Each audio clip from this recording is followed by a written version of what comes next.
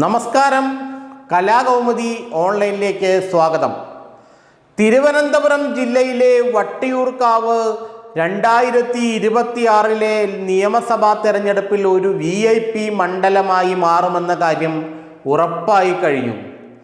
BJP സംസ്ഥാന president Rajeev ചന്ദ്രശേഖറും കോൺഗ്രസിൻ്റെ മുഖ്യമന്ത്രി സ്ഥാനാർത്ഥികളിൽ ഒരാളായി പരിഗണിക്കപ്പെടുന്ന കെ മുരളീധരനും തമ്മിലായിരിക്കും വട്ടിയൂർക്കാവിലെ പ്രധാന മത്സരമെന്നാണ് ഇപ്പോൾ മനസ്സിലാക്കുന്നത്. CPMൻ്റെ VK പ്രശാന്താണ് വട്ടിയൂർക്കാവിലെ നിലവിലെ MLA എങ്കിലും 2026 നിയമസഭാ തെരഞ്ഞെടുപ്പിൽ രാജീവ് ചന്ദ്രശേഖറും കെ മുരളീധരനും മാറ്റുരയ്ക്കാനായി വട്ടിയൂർക്കാവിലെത്തുന്നതോടെ മണ്ഡലത്തിൻ്റെ ചിത്രം മാറുമെന്ന കാര്യവും ഉറപ്പാണ്. രാജീവ് ചന്ദ്രശേഖർ തനിക്ക് മത്സരിക്കാനായി തിരുവനന്തപുരം ജില്ലയിൽ തിരഞ്ഞെടുക്കുന്ന മണ്ഡലം വട്ടിയൂർക്കാവ് തന്നെയായിരിക്കുമെന്ന് ഏറെക്കുറെ ഉറപ്പായി കഴിഞ്ഞു. ലോക്സഭാ തെരഞ്ഞെടുപ്പിൽ തനിക്ക് ഭൂരിപക്ഷം നേടിത്തന്ന അല്ലെങ്കിൽ തനിക്ക് ഭൂരിപക്ഷമുണ്ടായ അസംബ്ലി മണ്ഡലമാണ് വട്ടിയൂർക്കാവ്. അതുകൊണ്ട് തന്നെ വട്ടിയൂർക്കാവിൽ തന്നെ അസംബ്ലിയിലേക്ക് മത്സരിക്കണമെന്നാണ് രാജീവ് ചന്ദ്രശേഖറിൻ്റെ ആഗ്രഹം.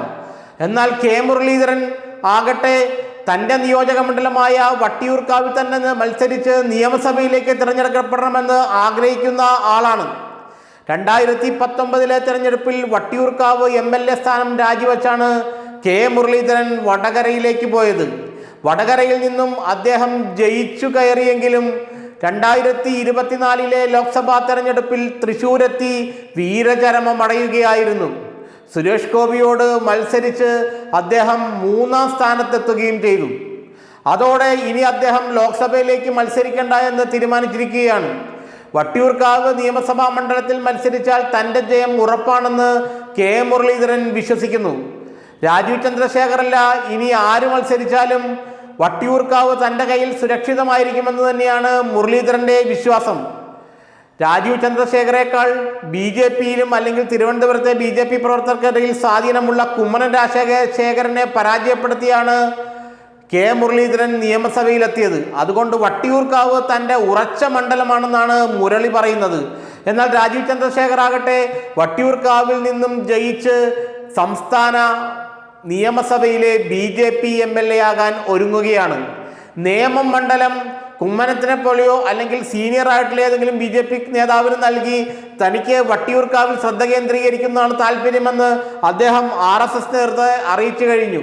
ശോഭാ സുരേന്ദ്രനെ പോലെയുള്ളവർ കായംകുളം പോലുള്ള മണ്ഡലങ്ങൾ തേടി നടക്കുമ്പോൾ വട്ടിയൂർക്കാവ് തൻ്റെ മത്സര മണ്ഡലമായി രാജീവ് ചന്ദ്രശേഖർ ഉറപ്പിച്ചു കഴിഞ്ഞിരിക്കുകയാണ്.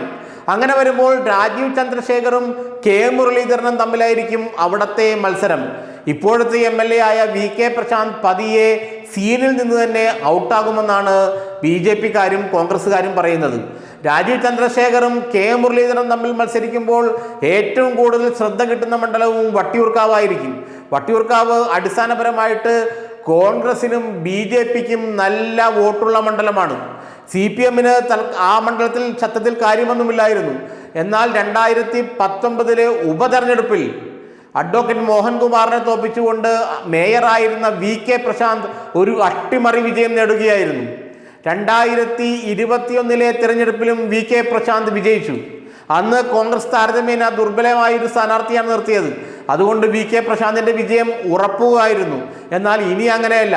രാജീവ് ചന്ദ്രശേഖറും കെ മുരളീധരനും തമ്മിൽ മത്സരിക്കുമ്പോൾ VK പ്രശാന്ത് ചിത്രത്തിൽ പോലും ഉണ്ടാകില്ല എന്നാണ് പറയപ്പെടുന്നത്. ഏതായാലും ഒരു കാര്യം ഉറപ്പാണ്, തിരുവനന്തപുരം നഗരത്തിലെ A ക്ലാസ് മണ്ഡലം അല്ലെങ്കിൽ VIP മണ്ഡലം എന്ന് പരിഗണിക്കപ്പെടുന്ന വട്ടിയൂർക്കാവിൽ പൊരിഞ്ഞ പോരാട്ടം തന്നെയായിരിക്കും 2026 നടക്കാൻ പോകുക. അത് രാജീവ് ചന്ദ്രശേഖറും കെ മുരളീധരനും തമ്മിലായിരിക്കും. രണ്ട് ദേശീയ പാർട്ടികളുടെയും സംസ്ഥാനത്തെ ഏറ്റവും പ്രധാനപ്പെട്ട നേതാക്കളായിരിക്കും വട്ടിയൂർക്കാവിൽ 2026 ഏറ്റുമുട്ടാൻ പോവുക. അത് കെ മുരളീധരനും രാജീവ് ചന്ദ്രശേഖറുമായിരിക്കും.